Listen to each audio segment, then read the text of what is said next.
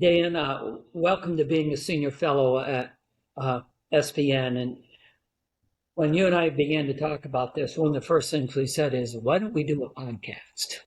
Uh, you and I have had a uniquely different, but in many ways similar experience over the last few years, in that we've had kind of a front row seat to superintendents and senior administrators. Wow, why don't we share our observations and, when appropriate, give advice? And that's what the podcast is all about. So, Dan, welcome. And I look forward to our conversation, sir. Well, Bill, I tell you, it's really is a pleasure to work with you. I retired from AASA just this past February, but I'm still very much interested in education, interested in continuing to contribute. And definitely, if there's a time in education where as many people as possible need to get involved, because education is under attack like I have never seen in my 55 years as an educator. So it's glad to be with you and hopefully to continue to contribute to our colleagues out there in the field. Yeah, thanks, Dan. Dan, as you say, you've had that front row seat. I'm reminded of when we created the Learning 2025 National Commission. And you and I had the privilege to be co-chairs. Right out of the box, you said to the commissioners, be bold. Dan, why do you think it's a time to be bold in American education? Well, Bill, if there was ever a time that people needed to be bold, it's now. You and I have been in the business for many years, and I can tell you that I have never seen it in all of my years. I have never seen the situation be what it is today. And everybody, I think we can, as educators, accept part of the blame, maybe a good portion of the blame, because education is such a conservative institution. When you think about what goes on in our schools today, hundreds of years since we began the public schools in America, uh, I just saw it the other day, and you've seen it too, a picture of a classroom going back to the early 1900s, with the kids sitting in rows facing the front of the room with the teacher teaching. And there are still places in America that you walk into the school building and you see the exact same thing. I don't know if I ever shared this with you, but back in the day when I was the president of AASA, I remember that we had a session in Ohio at a museum there in Ohio. We actually had a dinner, the officers, where there was a picture of the first airplane that flew and a picture of the space shuttle, and they were side by side. And it wasn't more than 100 years apart. And the difference between, that first little thing that flew and the shuttle, and then the next day we went into a classroom, one of the original classrooms in that place near Dayton, Ohio. And we walk in and it's a classroom that I said, my God, this could be a classroom today. And that really strikes you when you see that in all of these years in education, that even today, there are still places in America where you can walk into a classroom and see a classroom where the seats are nailed to the floor, facing the front, the teacher's in the front, lecturing the kids. And so the fact that we haven't made the changes, and I love your presentations, Bill. When you talk, I love to listen because you take these things into consideration and you project the future where we need to be. And then we see where we still are today and we say, my God. So the fact that education is under attack today, maybe that's the stimulus that we've needed in all of these years to start bringing about the changes. And in order to do it, we have to be bold, because clearly we haven't been bold enough in the past, that we haven't made the necessary changes, that we're still educating kids today like we did 100 years ago. And no wonder. no wonder we're not preparing kids for the 21st century when we're still trying to get them ready for the 20th century. Yeah, and Dan, when you talk about being bold in the number of challenges, we're dealing with politically polarized communities, we're dealing with the impact of artificial intelligence, a whole list of things, which we'll talk about in our podcast going forward. But one of them strikes me, Dan, that you have a very unique perspective on. And it's from both a personal and a professional vantage point. And that is the challenge our schools right now are having on immigration.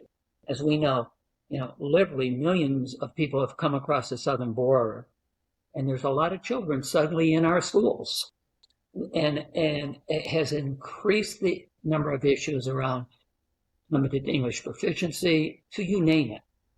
When it comes to immigration, Dan, I know your personal story. I'd like to have you share it a little bit with everybody about how you came to America, how you've seen immigration from a child's perspective, as a parent, as an educator.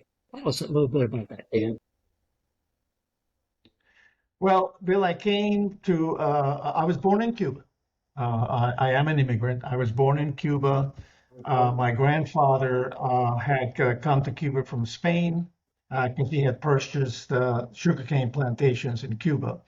And so I was born in a sugarcane plantation in Cuba where my father worked side by side my grandfather in running the place. And my father had traveled to New York, to conduct business in terms of selling the sugar to America. And he came back from one of his trips one year and he told my mother to pack up because we were moving to America. So at the age of 9, I found myself in New York City as a non-English speaking immigrant.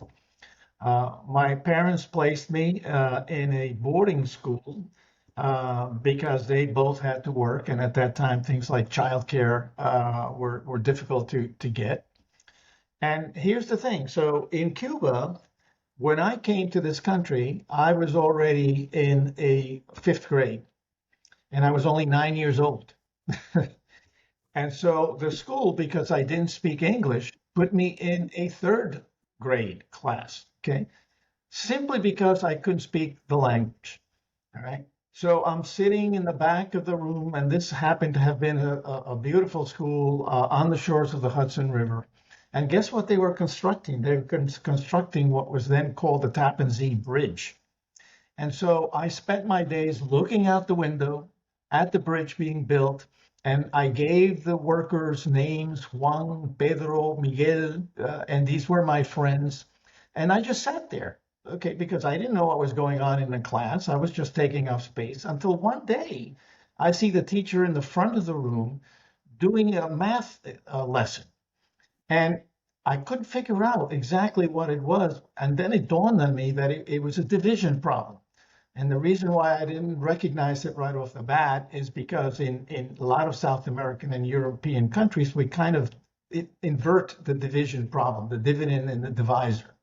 And so when I got what it was, and it was single digit, I said, oh, that's a division problem. And just instinctively, I raised my hand at the teacher that I wanted the teacher's attention. And of course, the teacher thought all I wanted to do was to be excused to go to the bathroom.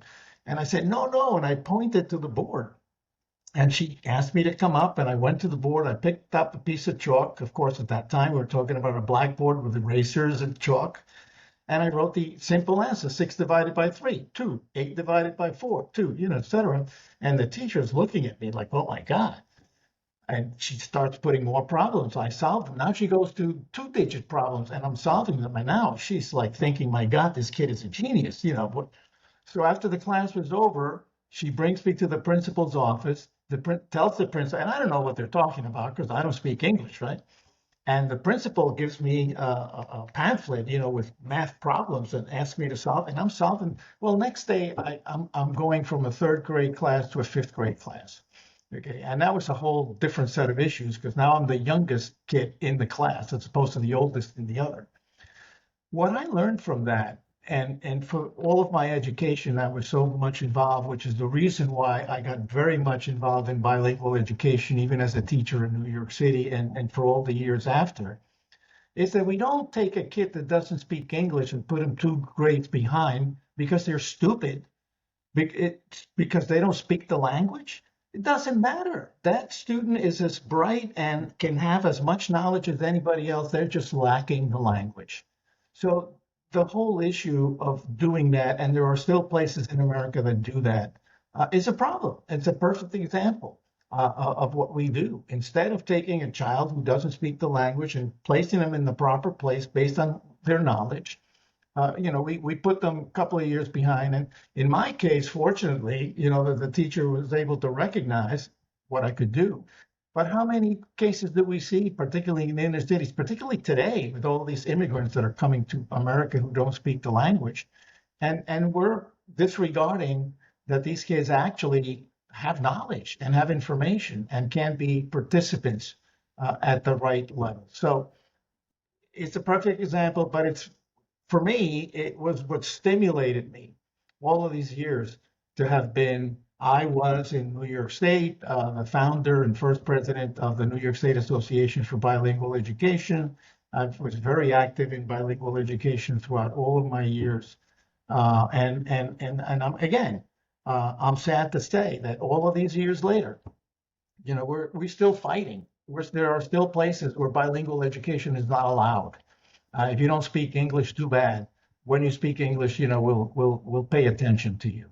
That's a problem, needs to be resolved, and I'm very much involved, and it's very much something that, to me, it has a deep effect.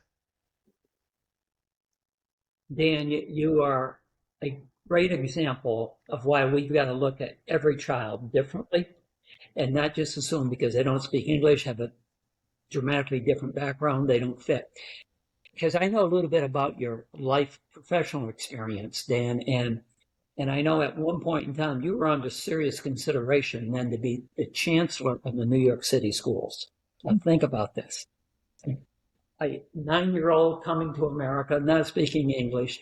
That is what's great about America. Our challenge for the superintendents is how do I deal with this? How do I create a culture that will embrace and really, truly, truly work to make every child all they're capable of being? Your example of why it works, Dan. But as I look at superintendents today, I worry a whole lot about them because the challenges they have coming at them, the job has changed so. Your life changed from a 9-year-old to where you are today. But when you became a superintendent in Long Island before you became a district superintendent, then I think you went on to Fairfax next as superintendent. The job of superintendent really changed through the years. And I'm not sure that many people getting into the seat today have had the wealth of experience somebody like you have had, nor necessarily the amount of training they need for what the job is today. Can you share with us how you think the job of superintendent has changed from when you were first a superintendent to what you then saw as the executive director of AASA dealing with about 13,000 superintendents across the country? Yeah, absolutely, Bill. So I first became a superintendent in the late 70s, pre-Watergate. And I remember as a superintendent that, and by the way, I was all of 32 years old when I first became a superintendent, which is amazing. Yet, even at that age, a tender age of 32, when I became a superintendent, I was immediately respected because I was the superintendent of schools. And that respect that authority figures had back in the 70s and before that, I think took a major hit when Watergate first occurred. Because what I noticed as a superintendent is that after Watergate, there was all of a sudden doubt on the part of the public in general about officials. That respect that officials got just by virtue of the position that they held, all of a sudden was questioned. Everything that was done was questioned because, my God, if the president of the United States could engage in illegal activity, then anybody else could as well. And that erosion of the respect that authority figures had back then over the years has gotten worse. And I think at this point it's probably at the worst stage. And it we see it in terms of legislators or elected officials, company presidents, CEOs. Everybody now is questioned what they do because we see too many examples and too many cases that come out of people just doing the wrong things. And so superintendents have not escaped that. And what I've seen over the years, right up until now, is that for them to get the kind of support and authority and respect um, takes a lot of work on their part. It takes being out there, engaging the public, having conversations. When the media calls, picking up that phone and answering, not just when good things are happening, but when bad things are happening. It's important for people to create that trust in their ability, the things that they do, with a large segment of the community. And the successful superintendents do that. When we look around the country and we see big city superintendents and situations, that superintendent in that seat that's taking the time to get out there, to engage the public, to not be afraid to deal with issues when issues come up, to be straightforward in answering questions. That superintendent has the respect and has the position to be bold and bring about the changes that are necessary. But it's not easy to do. And we still see, unfortunately, and in my role at AASA, one of the things that we did and they continue to do is the training of aspiring superintendents and the training of superintendents that are still in place. And that's one of the things that we try to do over the years. It's a tough job. If you want it, it's going to be consuming. It's going to take time. It's not 9 to 5. It's not you sit in the office and you answer the phone and you have meeting and you got to get out. You got to be out in the schools. You got to be out in the public. You have to meet with the business community. You have to meet with the senior citizens. You have to meet with the people that are criticizing you and have that discussion. What am I doing and what should I do? And it takes a lot of work, but it can be done. And when you see a successful superintendent, they're a model for doing exactly that. But Dan, given that issue of how tough the job is, how many things that got come at them, both you and I know that because of the rapid turnover of superintendents, we got a lot of young people today, and even some of our more senior administrators who have the potential to be really great superintendents. But often they're getting into the seat earlier in their career than they probably should. I see people are jumping from being a principal for 2 years suddenly to superintendent. Job's fundamentally different. What advice, Dan, do you give somebody who is taking their first superintendency? What's your advice you would give them that they really need to focus on in the first several months? What are a few of the things that are essential to their future success? Well, today, because of the situation that we're dealing, there are probably three things that I would point to that are necessary for these young or inexperienced individuals that are stepping into the superintendency. First and foremost, today, the social and emotional well-being of the superintendent is important.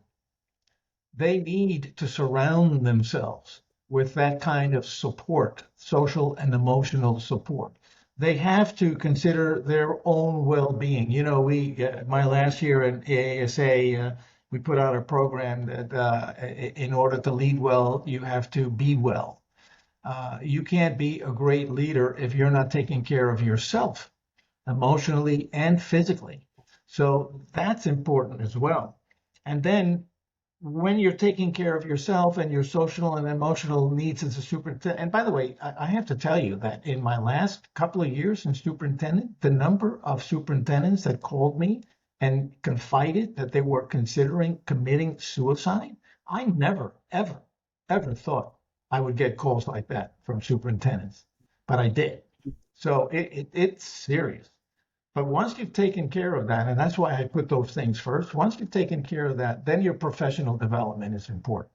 And that's when it's important for you to identify a mentor, a coach, an individual that you trust, an individual that you know has had that experience to work with, somebody that you can pick up the phone and call and say, hey, I'm facing this issue. Can you help me with that?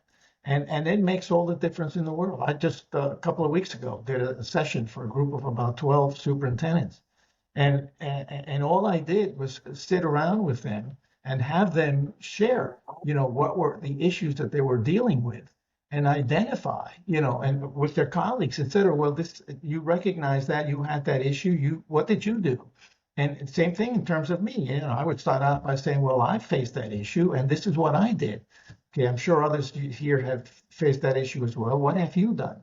So the combination of having an individual that you trust to be a mentor and a coach, and then putting yourself in opportunities where with your colleagues, because the superintendency is a lonely job. There's only one superintendent per community. There's nobody else that you can sit there in that community and have the kind of exchange that you feel comfortable in. You have to get out of your community and meet with your colleagues that are in the same boat, the same situation, and have those exchanges. So take care of yourself, your well-being, your social emotional welfare, and then find somebody that you can trust to be a mentor, to be a coach. Have opportunities where you get together with your colleagues and you discuss issues, and that is also a very effective experience. Dan, that is precisely why I was so honored and pleased to have you join us as a senior fellow. Because Dan, I saw up close and personal over the last 3 or 4 years, superintendents that you helped, and you're not even aware of some of them, that you had conversations with, and then months later I would run into them and they would say, Dan Domenech saved me. He saved me. And I remember one young man in particular who literally had tears in his eyes when he told me that, Dan. And that's why I think we are so fortunate that, Dan, you're going to be available to help some of these people become their mentor, their coach. And you've seen it all. You've seen it all and lived through it and advise people. So first, Dan, thank you for what you've already done. I think as a last topic for today's podcast, I'd like to go back to that, how you provide that mentor, consulting, coaching help to people with an issue that I'm getting tons of calls on. I try to react to, Dan, but I think you're far more astute at it. And that is, unfortunately, our nation has become politically absolutely polarized. And superintendents and school boards have been caught smack dab in the middle of that, as you know. And many times the superintendent, they feel they just can't win, especially when they have a board election and the board flips.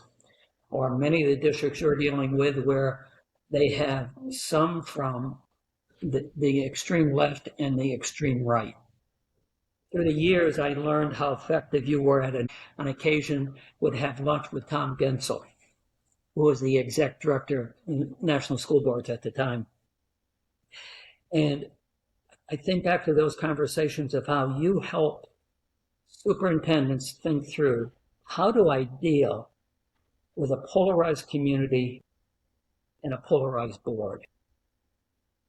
As our final discussion, can you share some insights of what you would advise somebody when they're caught in the middle of that? Absolutely. Again, I was fortunate that early on in my training, and again, I go back to the fact that I became a superintendent at a very early age. So again, I was given the job like a lot of the young superintendents are getting today without any experience. And one of the things that I did, because I recognized it and I wanted to surround myself with activities and mentors and coaches, that I was trained as a group process facilitator by the National Training Labs. I don't know if you remember them back in the day in DC, the National Training Laboratories.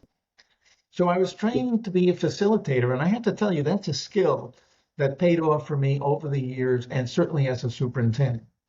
Because when you're a trained facilitator, what you do is you're working with a group, is that you help the group to engage in discussion and feedback and listen to one another, which is not an easy thing to do unless you've been trained to do that. I did that with my boards. I did that with my management teams. I did that. I do it now, when I chair a number of boards that I'm involved with.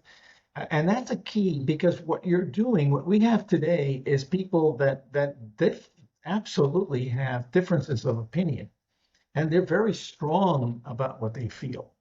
And so the role of the superintendent, the role of a leader, has to be to bring those people together and to create the environment and set the rules of engagement where a discussion can take place. And a discussion is hear everybody out, respect what people have to say, understand that they feel strongly about their opinion. It may not be yours. It may totally contradict your opinion and the way you feel. But that individual has to be respected like you want to be respected. And so when you set up that kind of situation and that kind of an environment for those kinds of discussions to take place, at the very least, you have people walking out of that room saying, hey, I understand where they're coming from, and hopefully they'll understand where I'm coming from. And that is the basis then for compromise. And that's the basis for establishing the kind of unity that, unfortunately, well, let's take Congress as the perfect example right now. Congress needs a facilitator. Congress needs a leader that brings the two sides together and has those discussions. And in communities, that's what you have to have. You see parents coming in to ban books from school, and boards taking over because they're going to do away with this program and that program. And so for a leader, an educational leader like a superintendent, to have that skill, to bring people together and to have the kinds of discussions that are respectful but productive to the extent that a compromise is reached, that's the solution. That's the way forward. If we can't do that as a country, if we can't do that in education, we're going to be in trouble. So we need facilitators to lead discussions where people can come together and reach compromise. Yeah, and that's great. And you're a master at it. I've seen it firsthand, an absolute master. As we bring this session to close, Dan, any final comments or observations you'd like to share? Only that you've brought up some great topics and definitely define the issues that are affecting educators today, and that I'm so happy that you're giving me the opportunity with SPN to continue to contribute and continue to be a help to our leaders out there because they need that kind of support. I've been doing it for many, many years, and I very much appreciate the opportunity that will allow me to continue to do that. So thank you, Bill. I appreciate it. Thanks, Dan. And to our audience, thank you.